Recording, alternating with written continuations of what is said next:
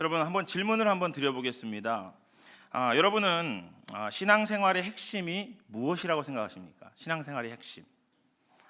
매일매일의 삶 속에서 주님과 동행하기 위해서 우리는 무엇을 해야 할까요? 신앙생활의 핵심은요, 주님만 바라보는 것입니다. 우리 모두가 주님만 바라보고 주님만 의지하고 또 주님만 따라가는 것이 하나님께서 기뻐하시는 신앙생활이기 때문입니다. 그렇기 때문에 우리가 마치 해바라기가 해에게 모든 시선을 고정시키고 또 해의 움직임에 따라서 그것을 따라가는 것과 같이 우리도 주님만을 바라보고 주님과 함께 따라가고 동행하는 우리 모든 늘사랑 성도님들 되시기를 주님의 이름으로 소원합니다. 그런 의미에서 저와 여러분들 모두는요, 주바라기가 되어야 합니다. 주님만 바라보고 주님만 따라가야 하기 때문입니다. 그러나 우리의 매일매일의 삶 속에서 우리가 주님만 바라보는 것은요, 결코 쉬운 일이 아닙니다. 왜냐하면 우리의 삶에는요, 언제나 문제와 어려움이 함께하기 때문입니다. 크나큰 역경이 찾아올 때는 그 문제가 너무나 커 보여서 하나님을 온전히 바라보지 못할 때가 참 많이 있지 않으셨습니까? 우리가 걱정과 염려에 휩싸여서 하나님을 바라보지 못할 때가 우리의 삶에는 많이 있을 것입니다. 그렇다면 우리는 인생의 폭풍 가운데서 어떻게 해야 주님만 바라보는 신앙생활을 할 수 있을까요? 오늘 말씀은 한 명의 위대한 주바라기를 우리에게 소개시켜주고 있습니다. 그는 남유다 왕이었던 여호사밧입니다. 오늘 말씀에 보면 그는 일생일대에 정말 큰 위기를 맞이하고 있습니다. 모압과 암몬 자손 또 마온 사람들이 연합해서 그 남유다를 침공하기 때문입니다. 지금 한 나라의 존폐가 걸려있는 절체절명의 위기의 현장에 처해 있습니다. 그런데요, 그런 상황 속에서도 조금도 흔들리지 않고 주님만 바라보고 있는 그 여호사밧의 모습을 우리는 발견할 수 있습니다. 사랑하는 여러분, 어떻게 이러한 일이 가능할 수 있었을까요? 그런 어려움과 큰 문제에 직면했을 때 그는 어떻게 주님만 바라보고 주님께 모든 시선을 고정시킬 수 있었을까요? 오늘 말씀은 여호사밧의 기도의 내용을 담고 있습니다. 우리가 이 말씀을 통해서 여호사밧이 그러했던 것처럼 우리의 모든 시선을 주님께 드리고 기도로서 주님과 동행하는 우리 모두가 될 수 있기를 주님의 이름으로 축원합니다. 여러분, 주님만 바라보는 신앙생활을 하기 위해서는요, 첫 번째로 주님께 가장 먼저 기도해야 합니다. 여러분, 우리가요, 위기의 순간에 우리가 문제를 직면했을 때 가장 먼저 누구를 찾아가는지를 보면요, 우리가 가장 의지하는 대상이 누구인지가 여실히 드러납니다. 만일 우리가 문제에 직면했을 때 가장 먼저 변호사에게 전화를 한다면 아마도 우리는 변호사를 가장 많이 의지하고 있을 것입니다. 한여로 또 젊은 친구들에게 물어보죠. 어려운 일을 당할 때 누구에게 가장 먼저 물어보느냐? 요즘 친구들한테 물어보니까 챗 GPT한테 물어본다고 하더라고요. 그러면 누구를 가장 많이 의지하는 걸까요? 그렇죠, 챗 GPT를 의지할 가능성이 큽니다. 만일 어떠한 어려움을 겪게 되었을 때 남편에게 또는 아내에게 가장 먼저 연락을 취했다면 어쩌면 그 사람은 자신의 배우자를 가장 의지하는 사람일 가능성이 높습니다. 또 우리가 어떤 위험에 겪었을 때 은행 잔고를 확인했다면, 은행 잔고를 확인하고 있다면 아마도 그 사람은 돈을 가장 의지하는 사람일 것입니다. 그렇다면 오늘 본문에 등장하는 여호사밧은 그런 절체절명의 위기의 순간 속에서 가장 무엇을 먼저 했을까요? 우리 본문 3절과 4절 말씀에 보면 그 답을 우리에게 가르쳐주고 있습니다. 우리 함께 낭송하도록 하겠습니다. 본문 3절과 4절입니다. 함께 읽습니다. 시작. 여호사밧이 두려워하여 여호와께로 낯을 향하여 간구하고 온 유다 백성에게 금식하라 공포하며 유다 사람이 여호와께 도우심을 구하려 하여 유다 모든 성읍에서 모여와서 여호와께 간구하더라. 아멘. 여러분, 그는 최우선적으로 기도했습니다. 가장 먼저 하나님께로 달려갔습니다. 그만큼 주님만을 절대적으로 의지했기 때문입니다. 그가 가장 먼저 취한 행동은 여호와께, 그 여호와의 낯을 구하고 주님께 부르짖는 것이었습니다. 그리고 모든 백성에게 지금 선포하고 있지 않습니까? 뭐라고요? 금식하라, 기도하라. 자기가 기도의 자리로 나아갔을 뿐만 아니라 주위의 모든 사람을 기도의 자리로 인도할 줄 알았던 왕이었던 것입니다. 기억하십시오. 그는 최우선적으로 기도했기에, 가장 먼저 주님을 찾았기에 가장 능력 있는 삶을 살아갈 수 있었던 것입니다. 여러분께 한번 질문을 드리겠습니다. 여러분은 언제 기도하십니까? 아니, 여러분이 가장 간절하게 기도할 때가 과연 언제이십니까? 평상시에 언제나 간절한 마음으로 주님만 의지하면서 기도하십니까? 물론 이 자리에 계시는 분들 가운데서는요, 정말 하루도 빠짐없이 새벽 제단을 쌓으시면서 기도로 주님과 동행하시는 분들이 이 자리에 많이 계십니다.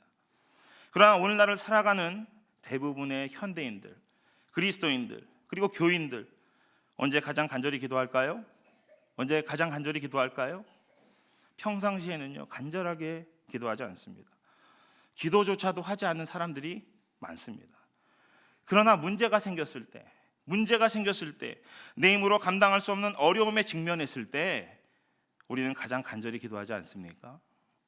문제가 우리의 삶에 찾아왔을 때 우리는 우리 힘으로 해볼 수 있는 것들을 다 해봅니다. 이리 뛰고 저리 뛰면서 어떻게 해서든지 내 힘으로 해결해 보려고 안간힘을 씁니다. 그리고 결국에는 내 힘으로 할 수 없구나, 내 힘으로 할 수 없다라는 것을 자각하는 순간 막다른 골목에 다다라서야 우리는 생각하지 않습니까? 무슨 생각이요? 기도나 해볼까? 그러면서 우리는 기도의 자리에 나옵니다. 금식 기도를 합니다. 철야 기도를 합니다. 그것이 혹시 우리의 모습은 아니냐 하는 것입니다. 대부분의 사람들은 평상시에는 열심히 기도하지 않습니다. 문제에 직면했을 때 다른 골목에 다가서서야, 막다른 골목에 다가서서야, 그제서야 간절한 마음으로 하나님께 부르짖습니다.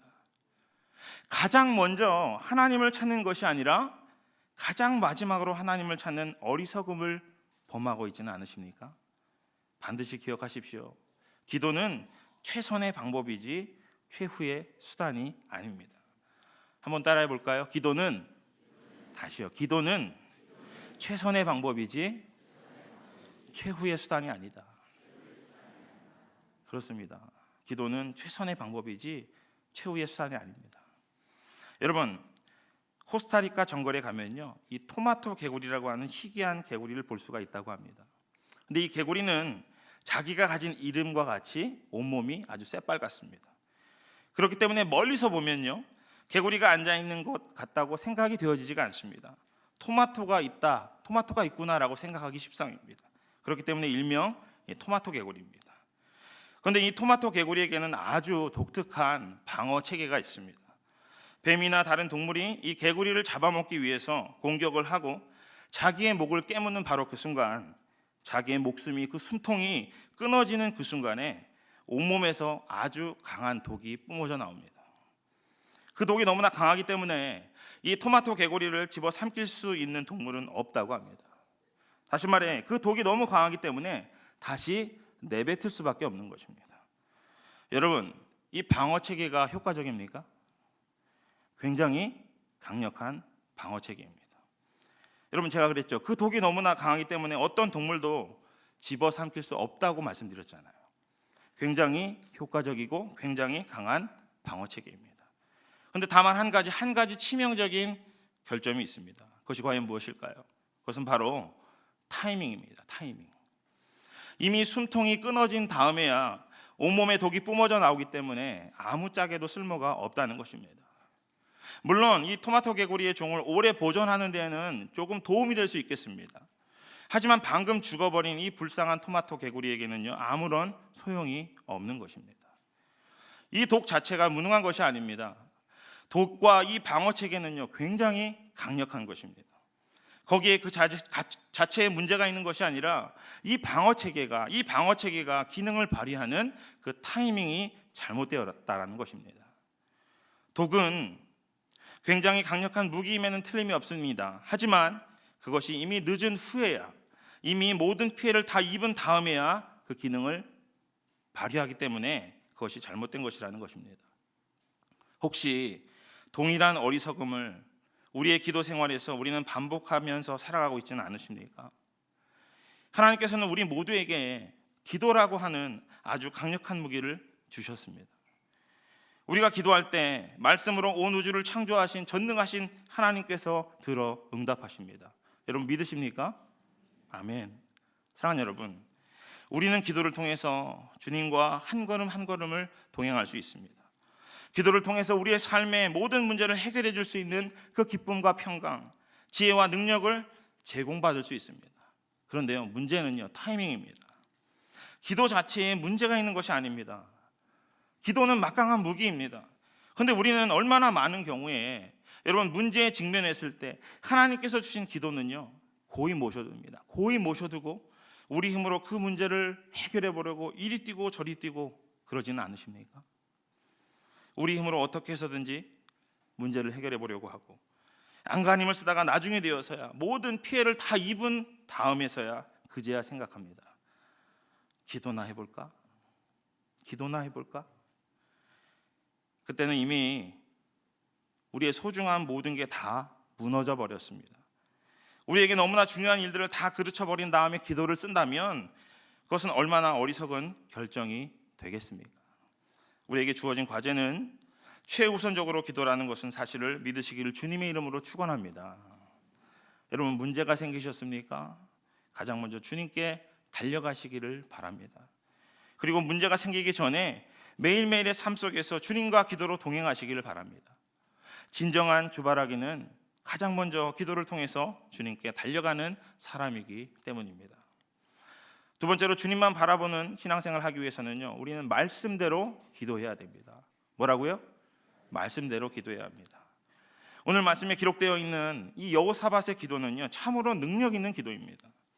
그는 그의 기도를 그대로 응답받았습니다. 그럼 그의 기도가 응답받을 수 있었던 비결이 과연 무엇일까요? 그가 열심히 기도했기 때문일까요?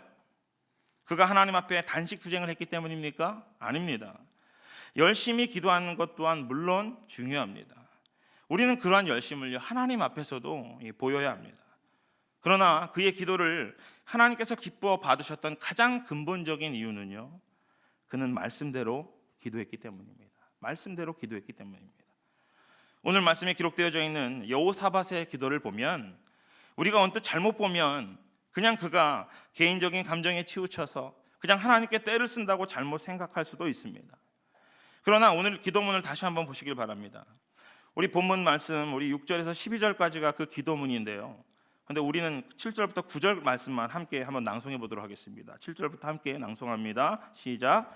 우리 하나님이시여 전에 이 땅 주민을 주의 백성 이스라엘 앞에서 쫓아내시고 그 땅을 주께서 사랑하시는 아브라함의 자손에게 영원히 주지 아니하셨나이까. 그들이 이 땅에 살면서 주의 이름을 위하여 한 성소를 주를 위해 건축하고 이르기를 만일 재앙이나 난리나 견책이나 전염병이나 기근이 우리에게 임하면 주의 이름이 이 성전에 있으니 우리가 이 성전 앞과 주 앞에 서서 이 환난 가운데에서 주께 부르짖은즉 들으시고 구원하시리라 하였나이다. 아멘. 그는 지금 철저하게 말씀의 근거에서 하나님께 기도하고 있습니다. 지금 그들이 거주하고 있었던 그 이스라엘 땅은요, 원래는 가나안 땅이었습니다.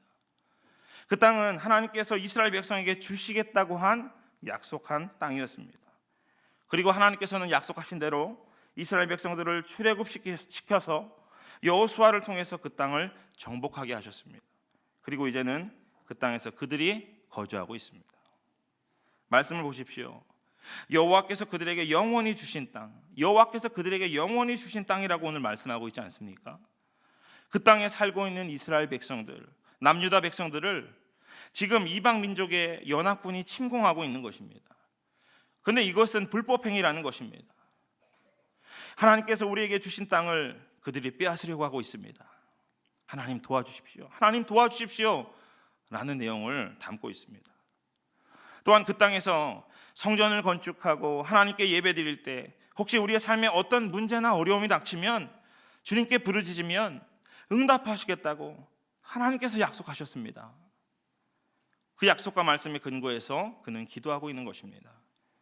말씀대로 기도했기 때문에 이 기도는 능력 있는 기도입니다. 사랑하는 여러분, 이 기도문이 우리에게 시사하는 바가 과연 무엇일까요? 우리의 그 기도의 내용을 한번 돌아보기를 원합니다. 여러분, 우리가 간절히 원하고 있습니까?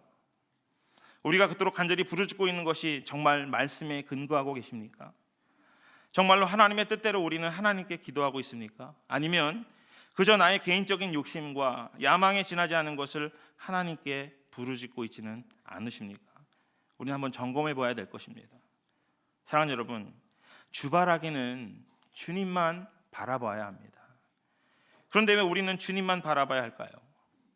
나의 욕심대로 이루어지지 않았기 때문에 나의 욕심대로 이루어 달라고 주님께 조르는 것이 주님만 바라보는 것일까요? 아닙니다. 우리는 주님을 바라봐야 합니다. 그러나 그 목적과 이유는 나의 욕심을 채움받기 위해서가 아니라 계속해서 나의 시선을 주님께 고정시키고 주님만 바라봄으로 인해서 나의 욕심이 비워짐을 당하고 하나님의 뜻과 하나님의 말씀으로 채움받기 위해서입니다. 나의 욕심을 이루기 위해서 주님께 시선을 고정하는 것이 아니라 나의 욕심을 비워내고 하나님의 말씀으로 채움받기 위해서 주님만을 바라보는 것이 바로 주바라기입니다. 그럼 다시 한번 질문을 드려보겠습니다. 여러분이 그토록 간절히 부르짖는 것은 누구를 위함입니까? 무엇을 위한 것입니까? 누구의 꿈이고 누구의 계획이며 누구의 비전이십니까? 우리는 철저하게 말씀대로 기도해야 할 것입니다. 오늘 말씀에 나오는 여호사밧의 기도는 하나님의 뜻과 일치했습니다. 그렇기 때문에 그가 구한 대로 응답을 받은 것입니다. 여러분, 많은 경우에 우리의 뜻과 하나님의 뜻이요 상충될 때가 많이 있잖아요. 그럴 때 우리는 주님을 바라봐야 합니다. 하나님의 뜻과 내가 원하는 것은 다르지만 내가 원하는 것을 주십시오라는 그 목적으로 주님을 바라보는 것이 아니라 계속해서 주님과의 주파수를 맞추고 주님의 눈을 응시함으로써 주님의 마음이 내 삶 속에 밀려 들어와서 하나님의 뜻이 나의 삶에 이루어지기 위하여 우리는 주님을 바라봐야 합니다. 왜냐하면 주님의 말씀대로 기도하는 사람이 곧 주바라기이기 때문입니다. 마지막 세 번째로 주님만 바라보는 신앙생활을 하기 위해서는요, 주님만 의지하며 기도해야 합니다. 뭐라고요? 주님만 의지하며 기도해야 합니다. 사랑하는 여러분, 우리가 온전히 주님을 의지할 때 우리는 가장 능력 있게 살아갈 수 있습니다. 여러분 동의하십니까? 예, 주님을 의지할 때 우리는 주님의 능력을 가장 많이 받고 그것을 살아갈 수 있습니다. 여러분, 우리가 하나님 외에 의지할 수 있는 대상이 많으면 많을수록요, 우리는 이 세상에서 무기력하게 살아갈 수밖에 없습니다. 참 이상하지 않습니까? 언뜻 생각하면 하나님께서 도와주시지 않아도 나는 박 장로님과 권 장로님에게 도움을 얻을 수 있고, 나는 아버지에게도 도움을 얻을 수 있고, 나는 절친을 통해서도 얼마든지 공급받을 수 있다라고 하는 사람이면 훨씬 더 풍요롭게 살아갈 수 있다고 생각되지 않으십니까? 그런데요, 그렇지 않습니다.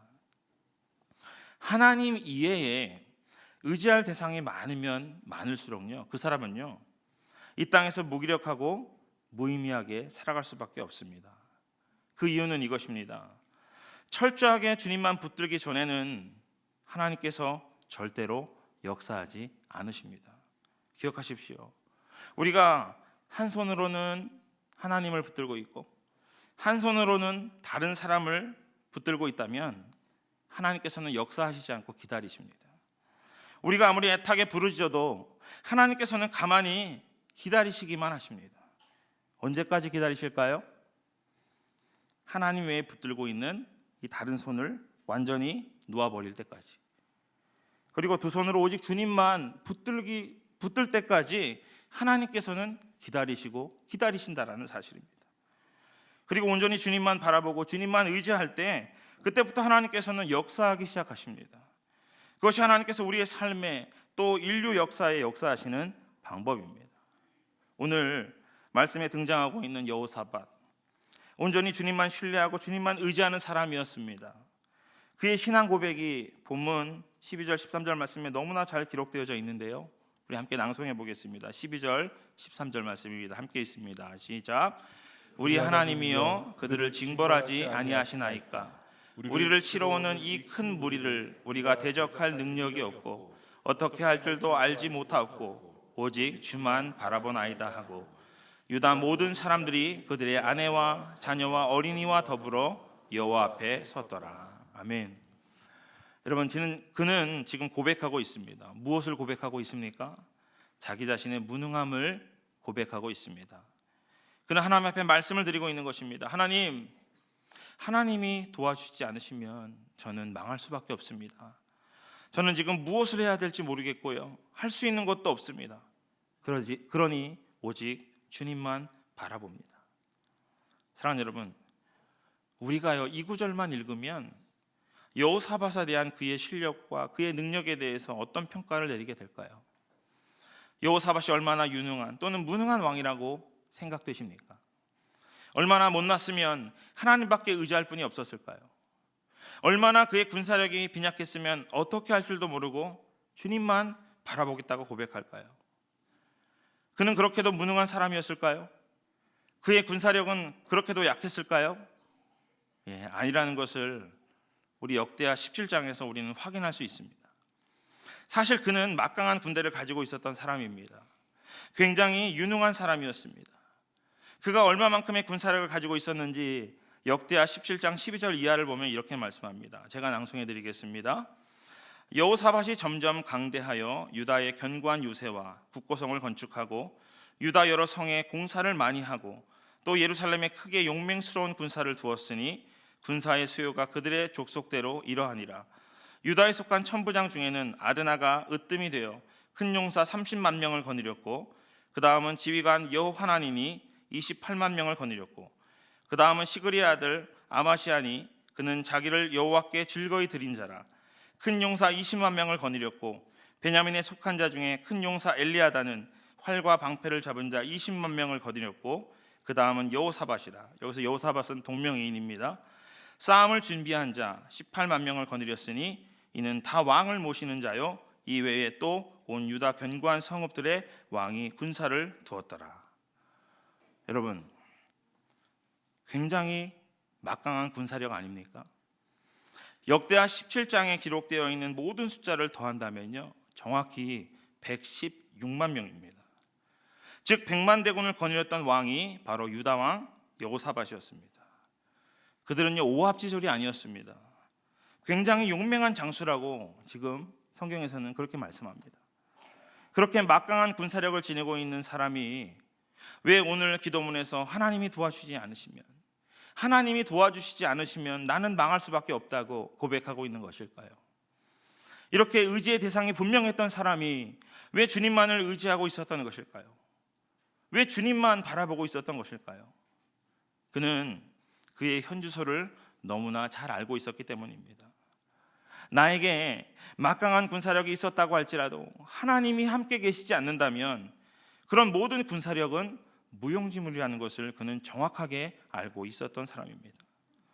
나에게 아무리 대단한 능력과 실력이 있다 할지라도, 나에게 아무리 대단한 배경이 있다고 할지라도 주님께서 함께 하시지 않는다면 우리는 아무것도 할 수 없는 존재입니다. 그것이 우리 모두의 현주소입니다. 문제는 그 현주소를 올바르게 자각하느냐 그렇지 않느냐에 따라서 모든 것이 판가름이 납니다.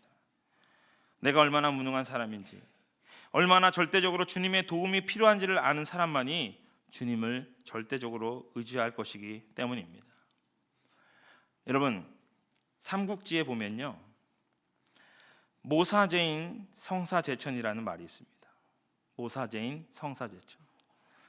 우리 인간의 능력과 실력이 얼마나 보잘것없는지를 일깨워주는 말입니다. 여러분, 삼국지에 등장하는 수많은 영웅들이 있죠. 그 수많은 영웅 호걸들 중에서 최고의 모사가 과연 누구일까요? 최고의 전략가는 과연 누구일까요? 부동의 1위가 있다면 바로 제갈공명일 것입니다. 그는 천재적인 지략가였고 재력가였습니다. 그가 계획해서 실패하는 법이 없습니다. 백전백승입니다. 그렇게 놀라운 천재적인 인재였기 때문에 그 인재를 얻기 위해서 유비가 3번이나 찾아감으로 인해서 삼고초려라는 말이 등장하지 않았습니까? 그만큼 그는 천재적인 모사였습니다. 그는 한 번도 진 적이 없었습니다. 그런데 그런 전적을 지녔던 그가 어느 날 위나라의 사마이에 대항해서 싸웁니다. 그가 세운 계획은 그의 적군들을 이 호로곡이라고 하는 계곡에다가 밀어넣고 불화살을 쏘아서 불로써 적군을 진멸시키는 화공전술이었습니다. 그리고 제갈공명이 계획했던 것처럼 단 한 치의 오차도 없이 그대로 진행이 됩니다. 사마이는 이 호로곡이라고 하는 계곡에 갇힙니다. 그 순간 불화살이 막 쏟아져 내리기 시작합니다. 사마이 자신도 자기가 참패했다라는 그 사실을 인정하지 않을 수밖에 없었습니다. 그는 한탄합니다. 내가 여기서 내 아들들과 함께 죽게 되는구나.